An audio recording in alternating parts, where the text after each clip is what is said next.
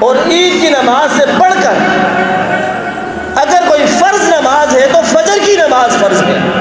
عید کی نماز کا انکار کرنے والا کافر نہیں ہے،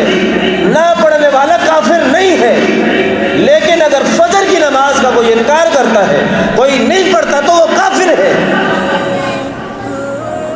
ہم لوگ پتہ نہیں کس دنیا میں بسے ہوئے ہیں۔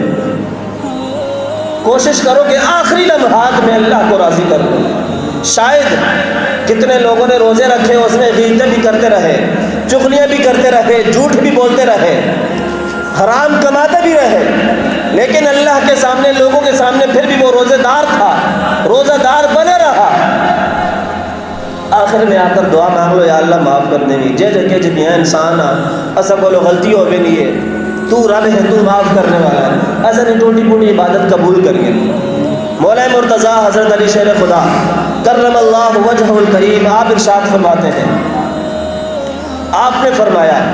اللہ رب العزت کی یہ شان ہی نہیں کہ کوئی بندہ مومن جب اپنے رب کو پکارتا ہے، یا رک کر ایک بات بتاؤں آپ کو، ہندو یا کوئی بھی دوسرے مذہب والا شخص وہ اپنے خداؤں سے جب اتنے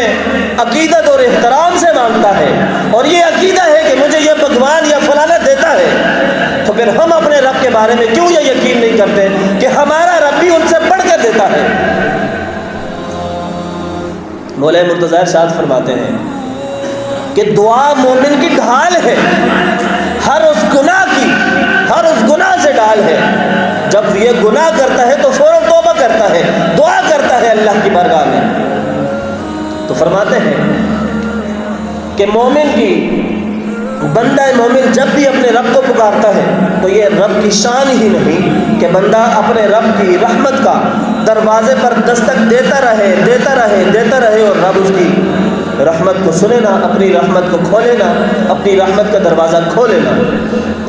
ایک نہ ایک دن اپنی رحمت کا دروازہ اللہ ضرور کھولتا ہے۔ پھر بندہ کہتا ہے یار قبولیت کا ٹائم ہے، میری دعا قبول ہو گئی ہے، تو بس مانگتے رہو اور اس وقت کا انتظار کرو، اس گھڑی کا انتظار کرو کہ جس گھڑی میں آپ کے منہ سے نکلا ہوا ہر وہ جملہ قبول ہو جائے اور آپ کی دنیا اور آخرت سنور جائے۔ اللہ تعالی ہم سب کا حامی و ناصر ہو،